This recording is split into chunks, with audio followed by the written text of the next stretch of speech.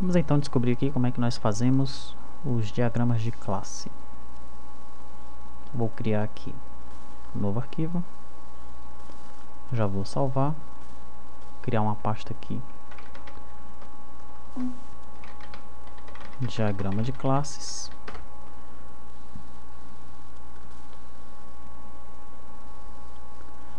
Vou colocar aqui o diagrama de classes do sistema de compras.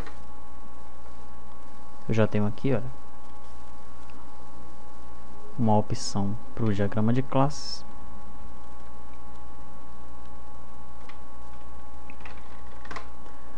Chamar de compras. Ok. Tá, no diagrama de classes, é interessante, você poderia fazer o diagrama de todo o sistema.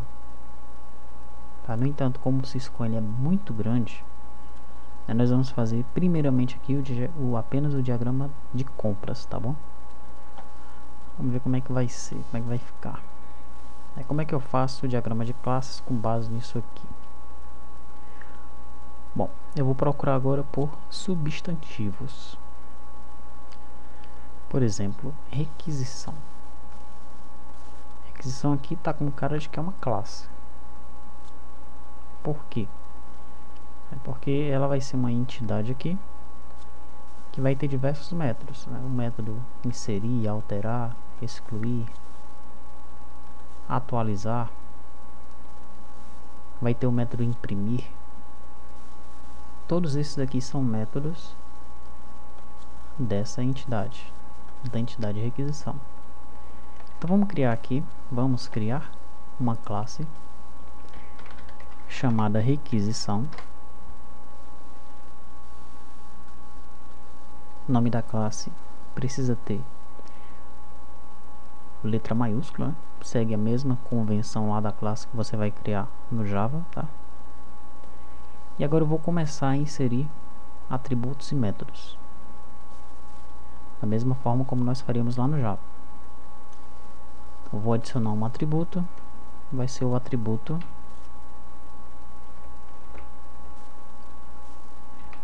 tá, vamos colocar aqui o código, né, do tipo inteiro.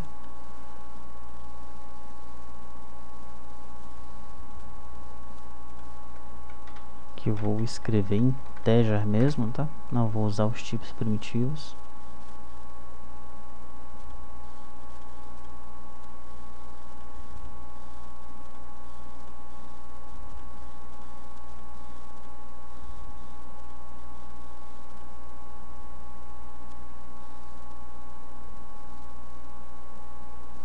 Isso aqui é a classe que ele está mostrando, né? Pronto, agora apareceu aqui o atributo inteiro, que é do JavaLang.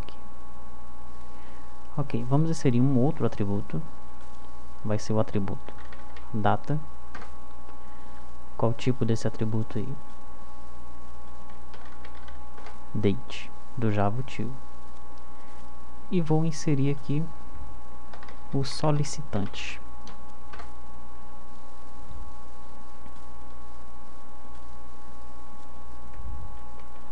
Solicitante vai ser o inteiro também, vai ser o código do solicitante, tá?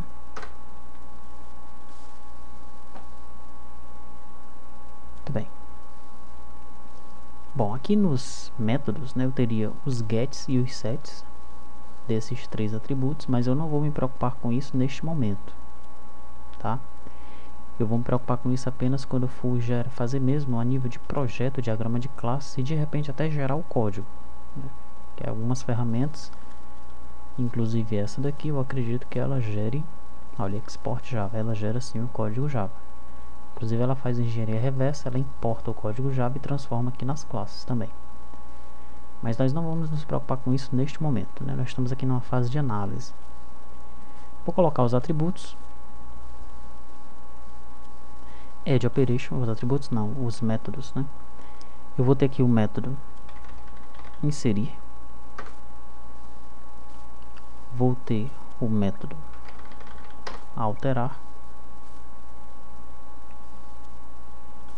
Vou ter o método consultar. O método excluir. e o método imprimir. Tá, então aqui é a nossa requisição. No entanto, uma requisição ela é formada de quê? Eu só posso gerar uma requisição se eu tiver produtos nessa requisição, ok? Eu vou ter que ter então aqui uma classe produto. Eu vou adicionar aqui os atributos código, nome e valor apenas, né? Apenas para você entender como é que vai ser esse relacionamento aqui. As operações: inserir, alterar, excluir. Deixar só essas operações aí. Ok. Qual seria aqui o relacionamento entre requisição e produto? Será que seria uma simples dependência? Requisição vai simplesmente chamar um método de produto? Não é.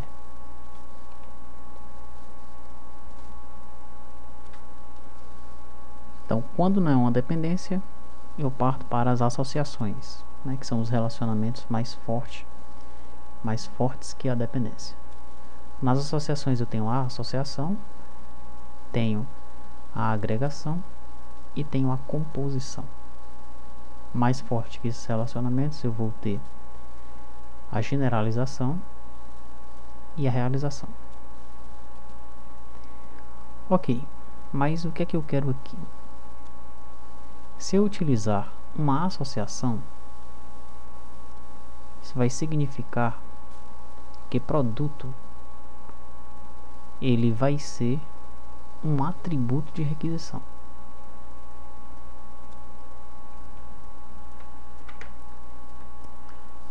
Sendo que aqui uma seta ficaria assim, tá? No entanto, seria mais interessante que nós utilizássemos aqui uma agregação.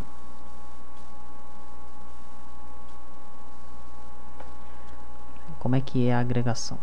Significa que uma requisição ela é formada por produtos. No entanto, produto existe independente de requisição. Diferente, por exemplo, da composição, onde aqui seria o seguinte: uma requisição é formada por produtos, mas produto não existe independente de requisição. Então, não seria o caso desse aqui, né? Esses relacionamentos de agregação e de composição, eles são relacionamentos todo-parte. Esse a parte não existe sem o todo. Esse aqui a parte existe sem o todo, tá? Então nós vamos usar esse aqui. É uma requisição, ela tem que ser formada por produtos, ok? Neste caso aqui, a gente vai ter aqui um atributo. Esse atributo ele vai ser chamado, pode ser lista produtos, e o tipo dele vai ser um list. Tá, então aqui eu vou ter uma lista de produtos dentro da requisição, ok? Depois da requisição eu tenho a cotação. Então vamos criar aqui uma cotação.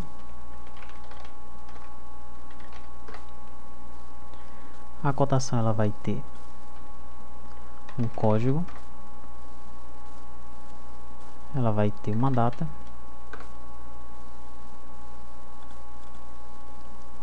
essa data aí vai ser do tipo date,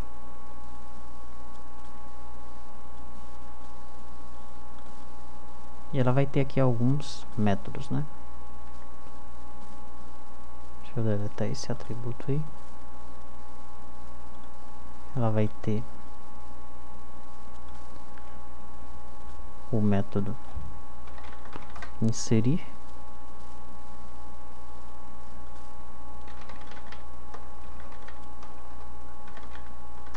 alterar,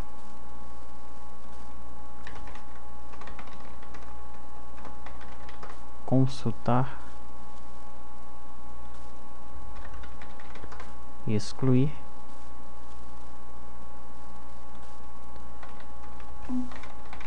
imprimir cotação,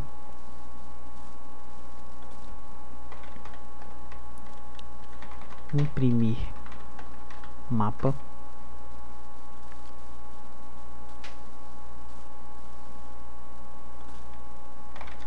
importar itens requisição.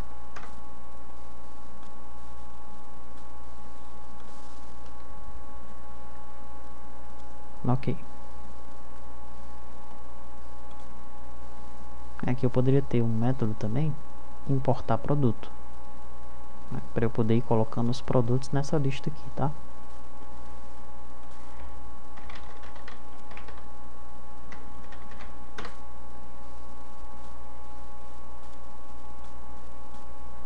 Isso aqui não foi mencionado lá no caso de uso, mas está implícito, ok? Que aqui o usuário ele vai ter que importar produto, né, para dentro da requisição. Tá, uma cotação, ela é formada de quê? De requisições, né? Então eu vou ter esse relacionamento aí, ok? Porque dentro de uma cotação eu posso ter várias requisições, vários itens de várias requisições, tá? Então aqui eu poderia ter uma lista com os produtos dessa requisição, ou uma lista de requisições, né? Eu vou, na verdade, ter uma lista de requisições e aqui dentro eu vou selecionar os produtos de determinada requisição para eu poder gerenciar ou gerar uma cotação, tá? Então vamos criar aqui um atributo. Seria um atributo lista requisição.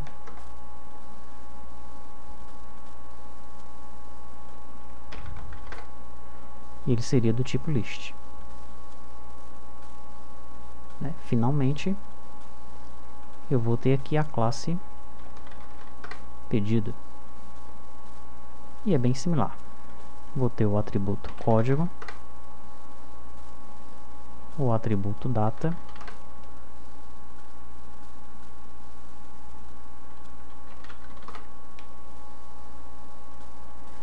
vou ter uma lista de cotações,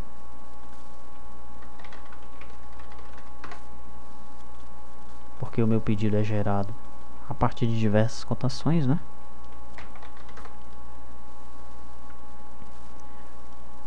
As operações inserir, alterar, consultar, excluir e imprimir.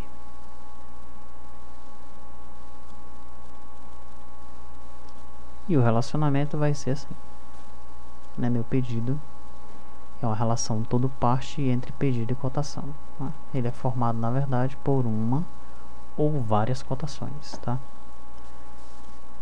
Mais uma vez, só lembrando que é para você ter um contato inicial com esses diagramas UML. Tá faltando aqui bastante coisa, né? Eu estou colocando aqui a navegabilidade, mas não estou explicando. Falta aqui a gente colocar a multiplicidade, né? Um pedido ele pode ter aqui de 1 até N cotações, né? Ou itens de cotações, ok? Que é apenas para você compreender como é que funciona a ferramenta JUT, né? E esses diagramas. É um contato inicial, esse é o objetivo, tá? A gente não vai gerar, por exemplo, as nossas classes em cima desses diagramas. O objetivo deste curso não é esse, tá? Mais na frente nós vamos fazer um curso apenas de UML e aí sim a gente vai explorar essas opções.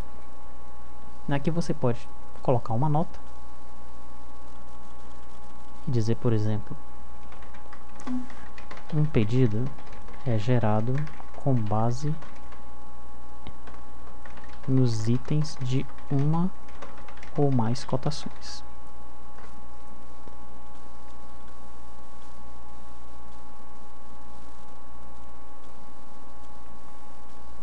ok? Então o que é que o analista vai fazer com o diagrama de classes? Isso vai ajudar ao analista a passar o sistema para a sua equipe, para os programadores, tá? Vai ajudar também o analista a conversar com o DBA. Com base nesse diagrama de classes, o DBA ele vai ter a noção de como montar suas tabelas. É importante não confundir o diagrama de classes com o diagrama do banco de dados. Pode ser que eles sejam diferentes.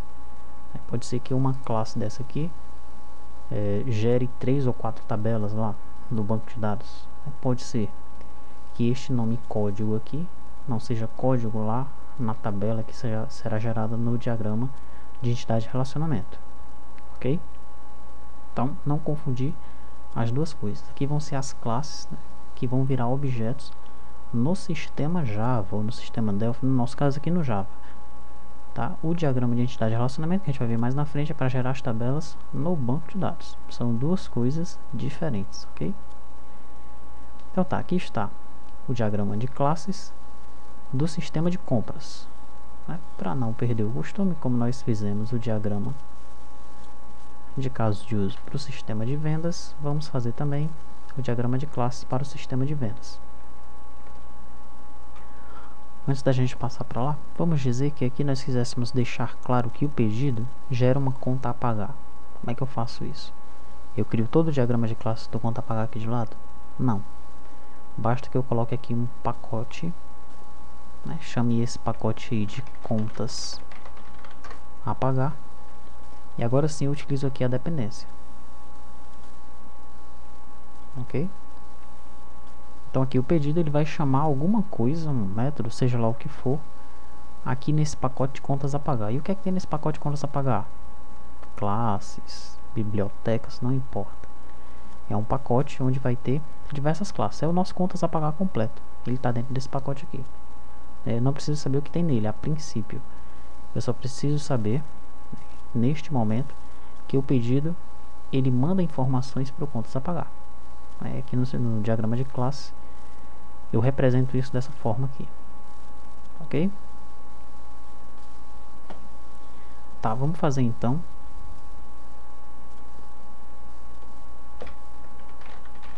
o de vendas.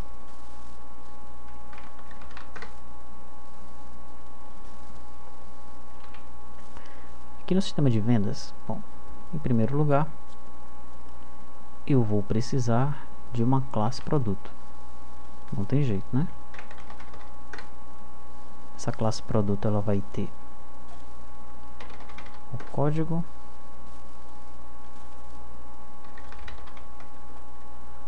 a descrição e o valor. A descrição aqui vai ser uma string, o valor vai ser um double. Os métodos eu não vou precisar colocar, tá? Ok, como eu tenho aqui um cru de venda, então venda vai ser uma classe. O que vai ter nessa classe venda? Vai ter os seus atributos, né, o código da venda. Vou ter aqui a data dessa venda. Posso ter aqui o vendedor. Posso ter aqui o cliente para quem essa venda foi feita, sendo que aqui eu não vou colocar nesse diagrama, mas o vendedor vai ser aqui uma associação com uma classe. O cliente vai ser também associação com uma classe, tá? Porque ele vai, aqui nós estamos, orientação a objetos, ok? Então, quando eu falo de cliente, se eu tenho um objeto cliente, eu vou trazer todo o objeto aqui para dentro.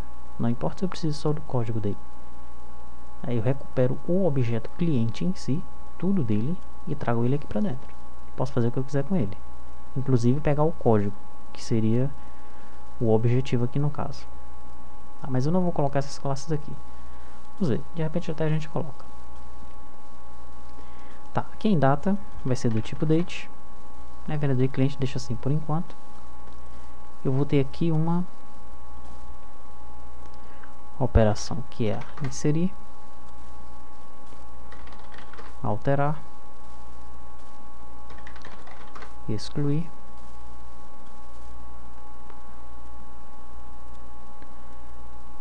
E uma outra operação aqui, emitir a nota fiscal, né?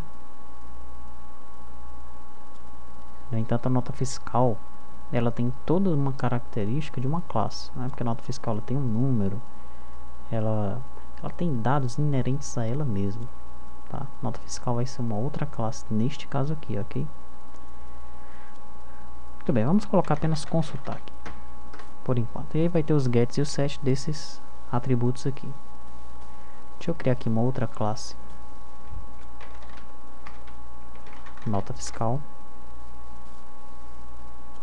Ela vai ter aqui o número da nota.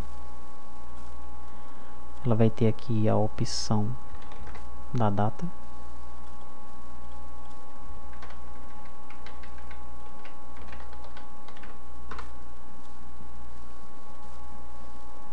Ela vai ter aqui o valor da nota.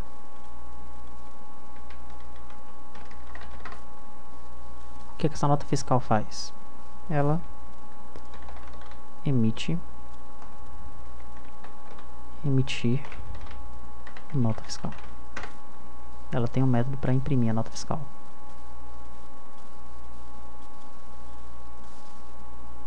O que nós temos mais? Nós temos a classe boleto bancário.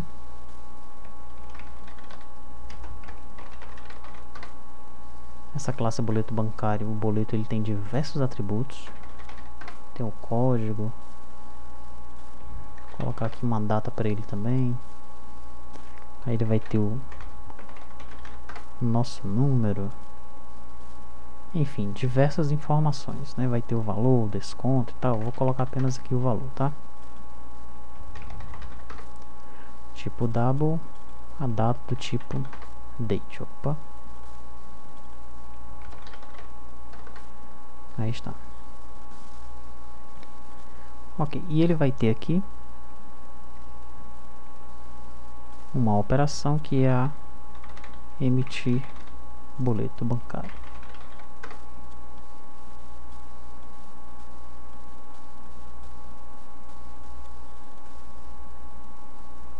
Muito bem. O que nós temos mais? Nós temos um CRU de orçamento.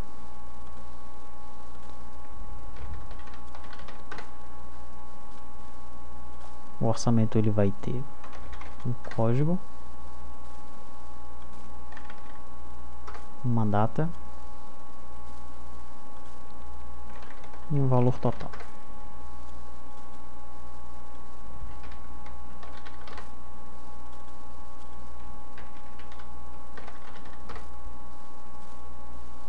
As operações que eu vou ter aqui a operação para inserir, alterar, excluir, consultar e imprimir. Sendo que, assim como a venda, o meu orçamento ele vai ter uma lista de produtos. Então deixa eu colocar aqui um outro atributo, lista produto, que é uma list. Aqui também. Bom, não é uma operação, deixa eu tirar essa operação aí. É um atributo, lista produto, list. Tá, já deu para perceber que aqui vai ser uma agregação e aqui também.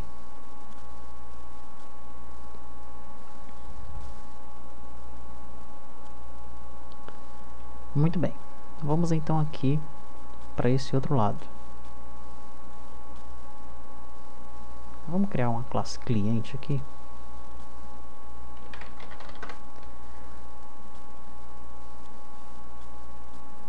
Vou apenas colocar aqui o código e o nome do cliente, tá bom? Não vou colocar métodos não. Ok, aqui em cliente eu não vou ter uma lista, eu vou ter apenas um cliente, porque uma venda é feita para um cliente. Qual vai ser então o relacionamento aqui? Vai ser uma associação. Navegabilidade apontando para cliente, porque a venda enxerga o cliente, mas o cliente não enxerga a venda. Muito bem. Vamos então, diferente desse aqui, como é uma agregação, aqui eu tenho uma lista de produtos. Aqui também, aqui não, eu tenho apenas um cliente, né? O cliente vai ser apenas um atributo da venda. Ok? E aqui em nota fiscal? A nota fiscal existe sem a venda? Se você disser que sim, então aqui é uma simples dependência. Se você disser que não, é no mínimo uma associação. E aí? Eu posso emitir uma nota fiscal sem ter feito uma venda? Não dá, né? Então eu tenho no mínimo uma associação. Aí vem a outra pergunta. Numa venda eu posso ter mais de uma nota fiscal? Vamos dizer uma venda com 500 produtos. Cabe numa nota fiscal só? Não dá, né? Então aqui eu vou ter uma lista, vou chamar de lista NF, do tipo list.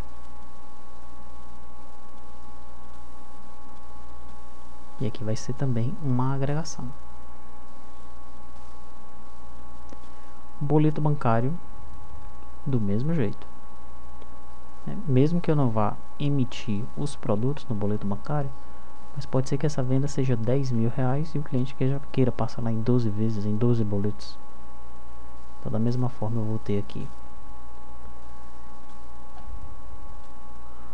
uma lista boleto do tipo list, e aqui vai ser uma agregação.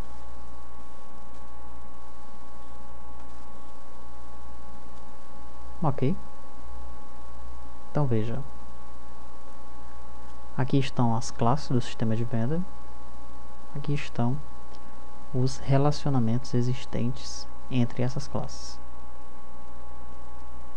O que é que você vai fazer agora? Você vai estudar um pouco sobre diagramas de classes, sobre os tipos de relacionamento, vai criticar esses dois diagramas que foram feitos aqui, o de compras e o de vendas, e vai fazer os diagramas de classe para os demais.